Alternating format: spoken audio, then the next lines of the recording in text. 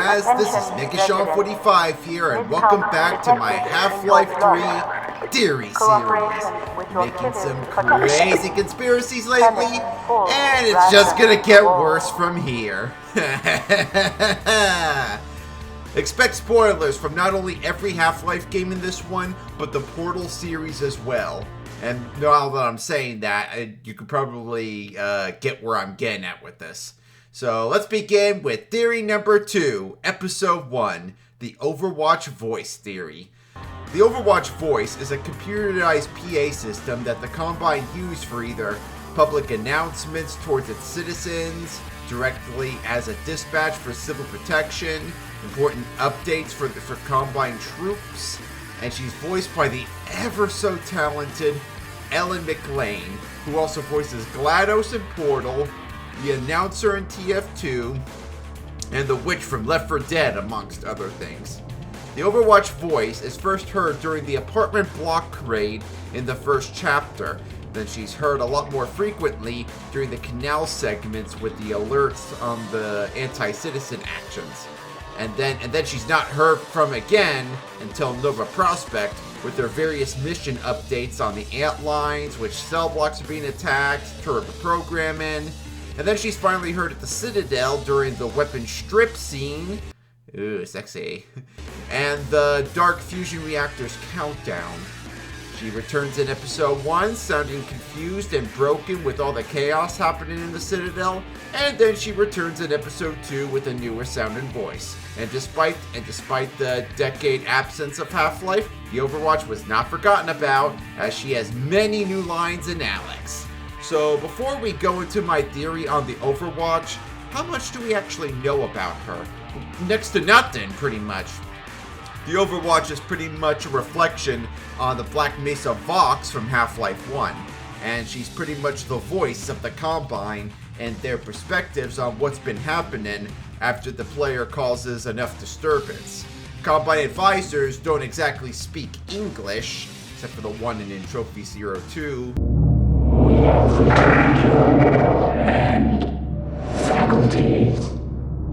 And Mr. Edwise, of course. So the Overwatch is pretty much the Combine's main way of communicating with the troops. Whenever Breen, Combine command units, or advisors have any new orders, the Overwatch announces them. And then she has plenty of automatic announcement systems whenever something gets censored, like the restrictors deactivating outside Nova Prospect, or Gordon entering the weapon stripper. Ooh, sexy. Very rarely does any NPC tend to notice or respond to the Overwatch. In Half-Life 2, whenever she talks, nobody says anything. She's practically just a background element. It's like no one even can hear her, really, because no one reacts. The only ones who really respond to her are the Metro cops, so the Overwatch AI is smart enough to report to any local CP, understanding responses, give advertisements when needed for potential rewards or punishments of off-world stuff. The Overwatch seems to have a large variety of responses, because in Alex, with this conversation between two soldiers, I don't know. He's kicking it. Overwatch says stop kicking it. He stopped kicking it. Apparently, Overwatch can be quite specific on certain orders, especially if she said word by word to stop kicking the Strider. So the Overwatch isn't like any AI that we have nowadays. Dale, how are you on this fine day? Sandy, we don't sail on Bikini Bottom. All right, howdy, partner. Yippee-ki-yay? Can't you three just be normal? The Overwatch is definitely smart enough to know what's going on and knows what to say. Most of the time, she can be calm, but there are rare occurrences that had the Overwatch show a bit of emotion. Response team. Overload protocol. Angle.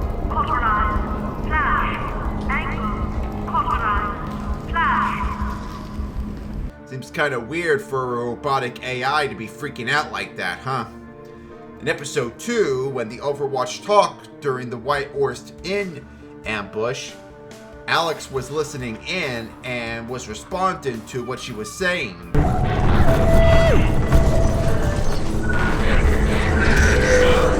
Listen. They're talking about us. They're still after the data packet. But pronouncing the Overwatch as they rather than she, I guess she was talking about the overall Combine as a whole, and not just the Overwatch talking. But in Alex, though, when she said, Individual, you are now charged with multiple level 5 anti-civil activity violations. Please cooperate with ground protection team. Ground protection. What do you think, Russ? Alert. Guess we better cooperate. Engage. Yeah, Regulate. sounds like she means business. We had a good run. Cooperate. both Alex and Russell were aware of what she said. And Russell even pronounced her as she. This was practically the #1 time the Overwatch individually gets any kind of acknowledgement from the main cast. I know that this was added for humor's sake, but it just feels so nice that my beloved Overwatch babe gets noticed. So that's pretty much all the facts I have at this time about the Overwatch. Whatever's next is pure speculation. So how does the Overwatch work exactly? Where could her mainframe be? If we could theorize the kind of technology she has, she'd have to have a mainframe somewhere around Earth, just so whatever orders or updates she has can be transferred to any Combine unit or base around the planet. Due to her still being around by the time of episode 2, the Citadel's destruction couldn't stop her, so she's still around, and wherever her mainframe is located, it's still intact. How important is the Overwatch voice to the overall Combine anyway, though? Well, she is the voice of the Combine, and their main source of communication throughout the entire Combine network. She practically is the Combine network. If anything were to happen to her, Combine forces would most likely be in complete disarray. If the Combine were to be fully weakened before the end of the game, the Resistance might want to aim for her. I don't know for sure how many advisors are on Earth, so we don't know how high the leadership goes, so the Overwatch is practically the Combine's biggest weak point on Earth, and would likely be the most secure Combine base on Earth, even more than the Citadel was. So I'm practically hoping that the Overwatch voice would be a physical element in Half-Life 3. It would definitely make her feel more of an important character rather than just being a background element that she was in Half-Life 2. Now, of course, I gave my own speculation on how the Overwatch works, but what about the origins of the Overwatch? Well, let's see. Well, we know the Combine are very technologically advanced. But how much did they know about Earth before they attacked? In the Half-Life 2 documentary, it was mentioned that the Combine were a resource-starved organization, and they only discovered Earth during the portal storms that caused by the Black Mesa incident, which probably means that they have very limited knowledge on human psychology, as well as the English language. The Overwatch voice was likely not created in their homeworld, but something that was created on Earth when the Combine already took over. Dr. Breen probably had thoughts that they needed something to connect the Overwatch network around the globe, and that's probably where the idea of having an AI act as the ultimate vessel that kept the network afloat. Since the Black Mesa incident happened in the year 2000 the dumb AI that we have nowadays wouldn't be like as it is now. AI was still relatively new and young, but There was one organization on Earth that was confirmed to have been working on AI and were able to master it by before the Black Mesa incident occurred. Aperture Science Innovators. So let's step into the world of Aperture and take a look at the Portal series, specifically Portal 2. So when Cave Johnson was dying after his exposure to the ground up moon rocks that created the white gel, he ordered his lab boys to work on artificial intelligence, and this was back in the 1980s. Depending on whether or not Aperture desk job is canon, we can assume that Cave was too late by the time he was ready, and his last wish was... If we can store music on a compact disc, why can't we store a man's intelligence and personality on one? So I have the engineers figuring that out now. Brain mapping, artificial intelligence. We should have been working on it 30 years ago. I will say this, and I'm gonna say it on tape so everybody hears it 100 times a day. If I die before you people can pour me into a computer, I want Carolyn to run this place. Now she'll argue. She'll say she can't. She's modest like that, but you make her. Hell, put her in my computer, I don't care. And as we figured out, which was confirmed by the end of the game, the surge of emotion that shot through me when I saved your life taught me an even more valuable lesson. Where Carolyn lives in my brain. Carolyn, delete. Goodbye, Carolyn. She was a lot like you, maybe not quite as heavy. Now little Carolyn is in you too. GLaDOS was based off Carolyn. She was the ultimate copy of the very person. All of Carolyn's memories and personality, by the time she was copied, went into GLaDOS to create the vessel that kept the enrichment center afloat. So where am I getting at with this? Well, what does GLaDOS have to do with the creation of Overwatch? Well, I'm going to get this out of the way and point out the Gargantua in the room. They have the same actress. And we know for certain that the Portal and Half-Life series connect in the same universe. Aperture was jealous of Black Mesa since they were more successful, and Black Mesa, of course, was aware of Aperture's existence, since Kleiner said in episode 2, "Our peers at Aperture Science were at work on a project of some promise." And seeing this image of the Borealis, like this one right here, we see two scientists that match the scientists in Kleiner's photo. Not sure if they're Black Mesa or Aperture scientists, but they're most likely Black Mesa, otherwise they wouldn't be standing in front of the Black Mesa sign, unless they were transferred between companies. Maybe they were originally from Aperture, but when Aperture started to go under, they moved to Black Mesa and started sharing secrets with them. Cave Johnson did mention in the 1970s, Participant in the 1968 Senate hearings on missing astronauts. And you've most likely used one of the many products we invented, but that other people have somehow managed to steal from us. Black Mesa can eat my bankrupt... Sir, the testing? So, the best reasoning of research being leaked to Black Mesa is former Aperture employees, unless they're Black Mesa liaisons that came and visited.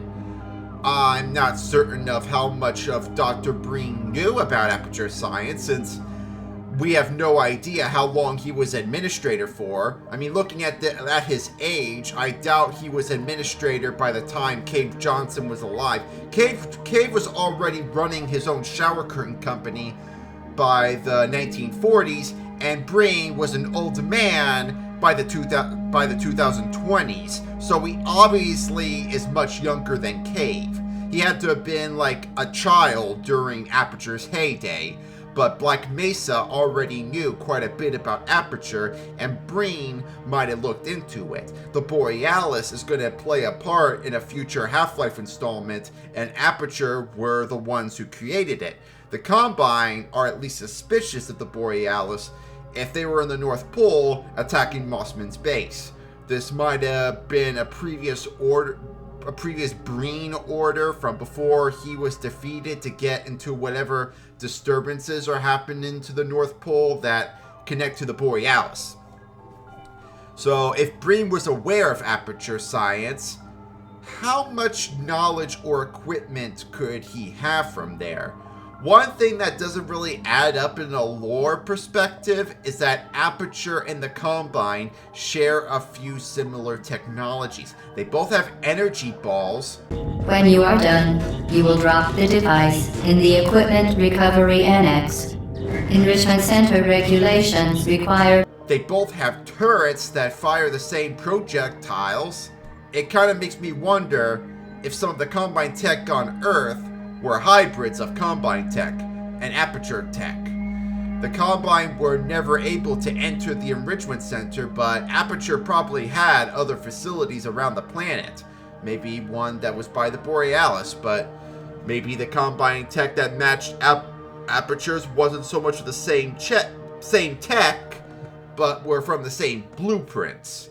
If the Combine had possession of Aperture tech, thanks to Breen, then we could definitely assume the Overwatch Voice was based off an earlier prototype of GLaDOS. I say earlier prototype because the Overwatch has a lot less personality and emotion than GLaDOS. Still some, just not as much. However, the Overwatch was responsible for something even bigger than the Enrichment Center. GLaDOS was only in control of one facility and everything inside. The Overwatch is in control of the entire Combine network on the planet. Every single Combine base, the cameras, the scanners probably being her eyes. So basically my theory about the Overwatch Voice is that she's practically the sister to GLaDOS. But wait! There's more! Now, I posted this theory on Reddit one time, and some user made an interesting point. We know the Combine have a history of dissecting and rebuilding humans into cybernetic troops or Lindsay Lohan-looking slaves that had their limbs and junk cut off. So if that were the case, what if the Overwatch isn't an AI, but a person being stuck there against her will? And then I thought, we never got any confirmation on Carolyn's fate. So could the Overwatch Voice be Carolyn? Dun, dun, dun. Okay, that's probably pretty far-fetched. I doubt the two series would connect that much. At least not like maybe, I don't know. But anywho. And so that was my theory on the Overwatch Voice. Hopefully she becomes more of a prominent character by the time HL3 comes around. And we'll see if we can get any confirmation of her connection with Aperture Science. Let me know how you felt about this theory on the comments below. And if you have any of your own theories, let's have a discussion. Stay tuned for more Half-Life 3 theory videos soon. Talk to you later, alligators, and I'll talk all about ya.